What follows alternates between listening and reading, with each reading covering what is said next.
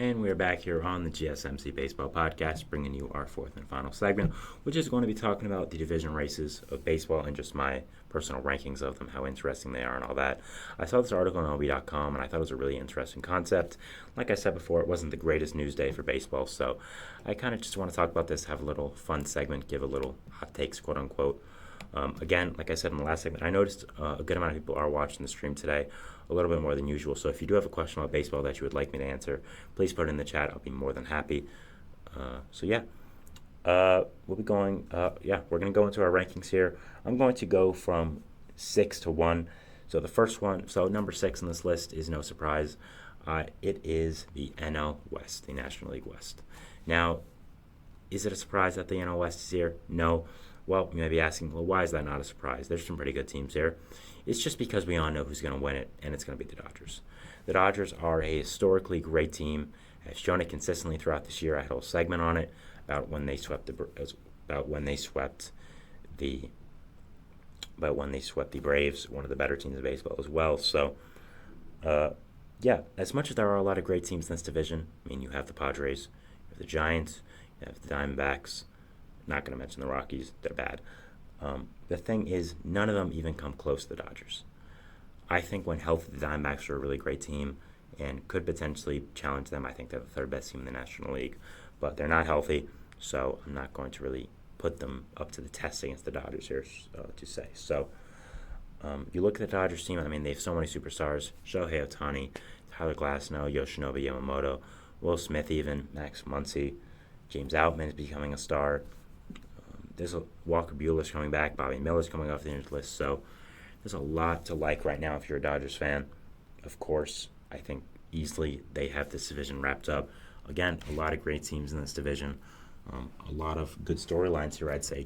I don't think it involves one with whoever is going to win this division. I think that it's pretty wrapped, and it's pretty much said and done with the Dodgers. Again, I think the Diamondbacks come close when they're healthy, but they're not. Eduardo Rodriguez is hurt. You have some other pitchers in rotation hurt, like Merrill Kelly. Some of your position player depth is getting thin a little bit as well. So I think the Giants and Padres as well are great teams, but they just don't come close to the masterclass of the Dodgers. The Rockies, no, obviously.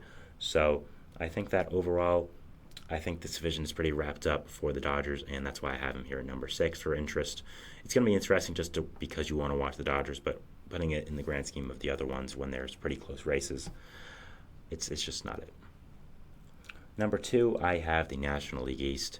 Now, it's a little bit in the same boat as the Dodgers, but a little bit less. I think we all know that the Braves are going to win this division, but this year it might change. We know the Braves are one of the best teams in the major leagues. They have had this division wrapped up for a couple of years now, but the Phillies are looking really, really good. They've done really, really well this year so far. They are currently in first place in the division as well. So as much as I am going to say, the Braves are doing really well, they're being one of the leaders of the entire major leagues. They have this division wrapped up.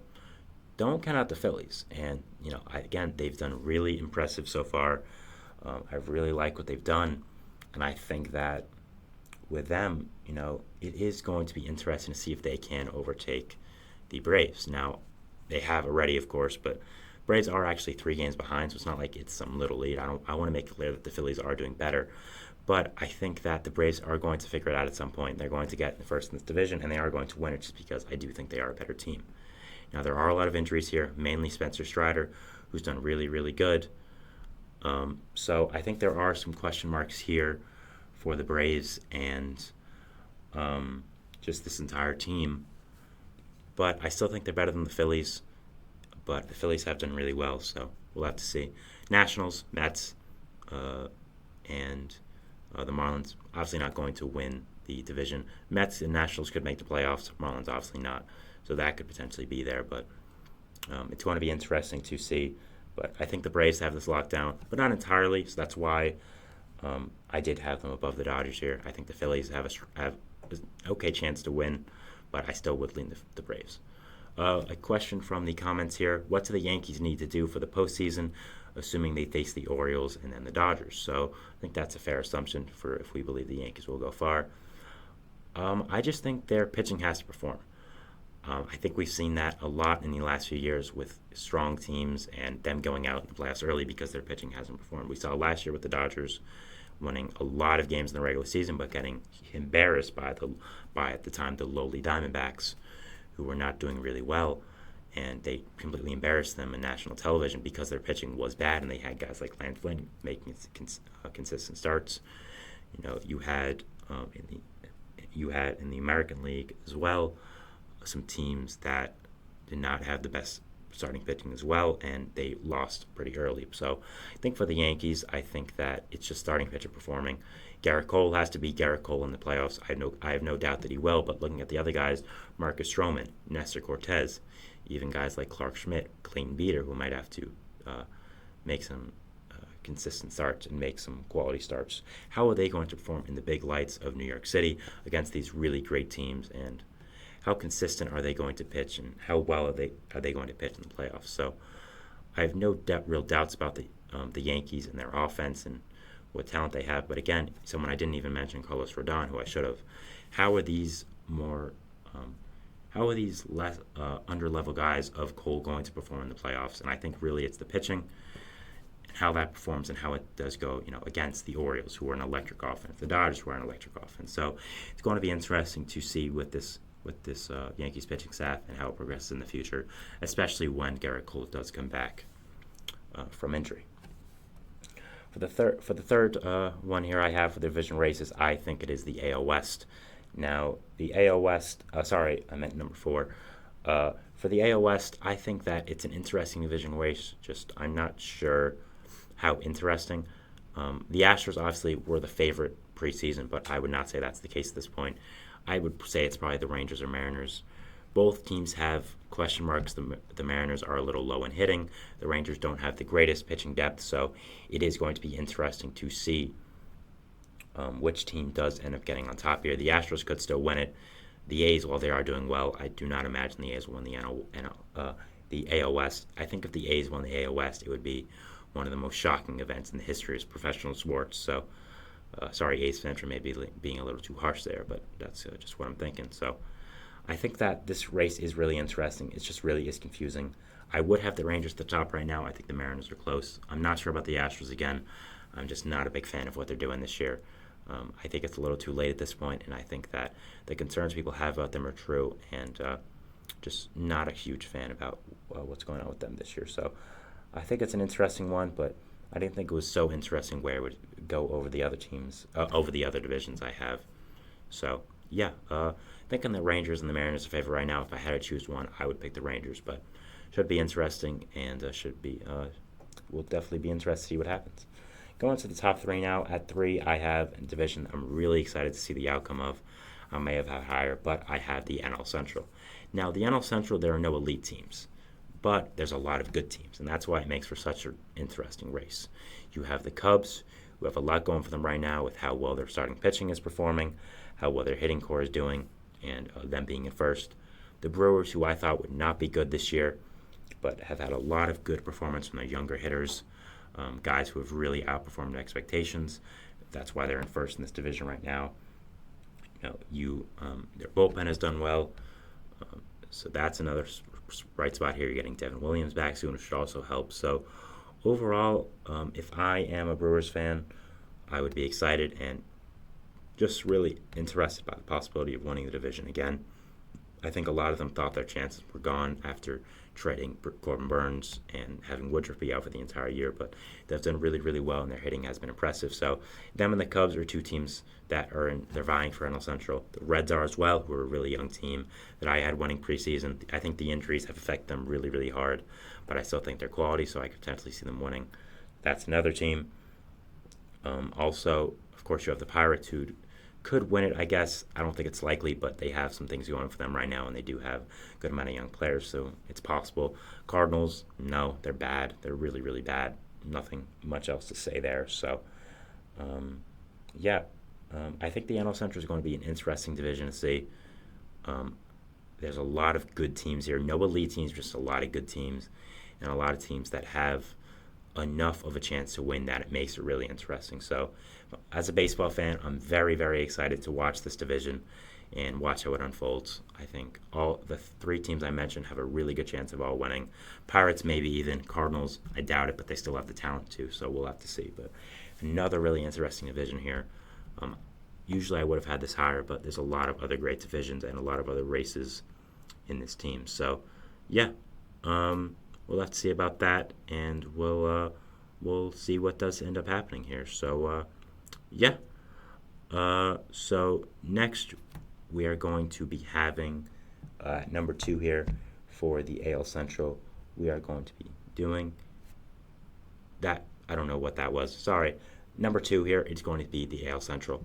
Now, the AL Central, I think, is the second most interesting division to watch in all of baseball. I really wanted to have it first, but at the same time, I just couldn't go over the division I have first, obviously, which we'll end up seeing. So, for the AL Central, there's a lot of great teams here. I mean, you have the Guardians who are really doing well. I mean, have been the biggest surprise this entire year.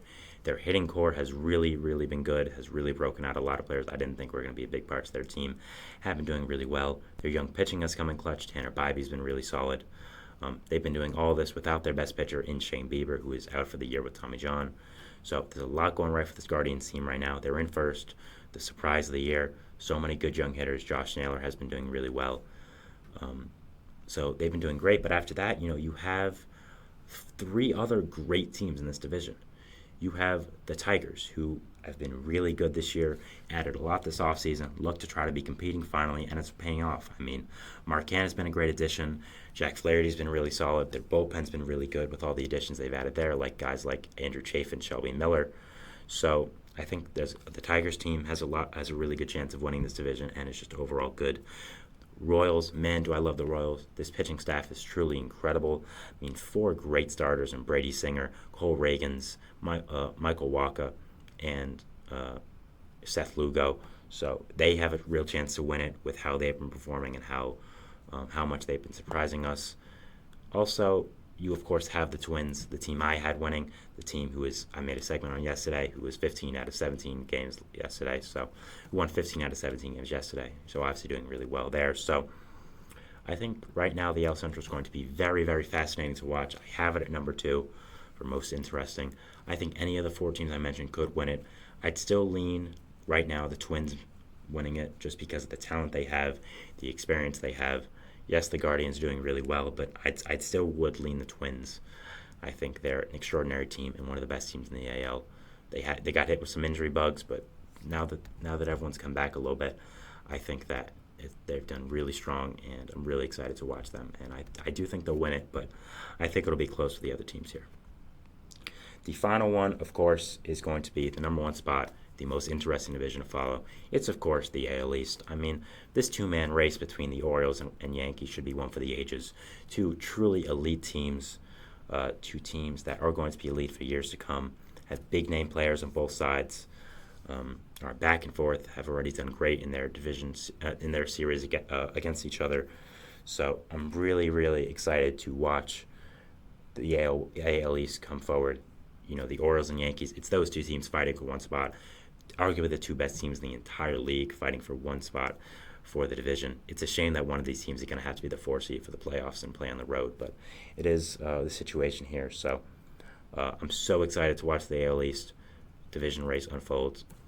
The Blue Jays and Rays, while they're good teams, same with the Red Sox as well, they're not on the same level as these 2. They could make the playoffs potentially, but they're just not on the same level to win the division. So yeah, really, really excited to watch this and really excited to see it unfold. So, all right, that was our show for today, guys. I want to thank you so much for watching. We invite you to follow us on Facebook, Twitter, TikTok, Instagram for more content and updates. Remember to subscribe and hit notification bell to not only get notified when I upload, but all the other great content creators on this channel do. So again, thank you so much for watching. It's a great day outside. Enjoy it, and we'll see you at baseball throws us tomorrow. Thanks, guys, and bye.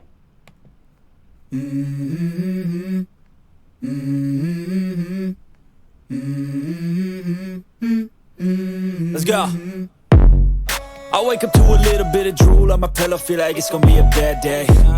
Yeah, I'm tired of shit, and the coffee ain't hit yet, damn, ain't that great. I don't wanna go to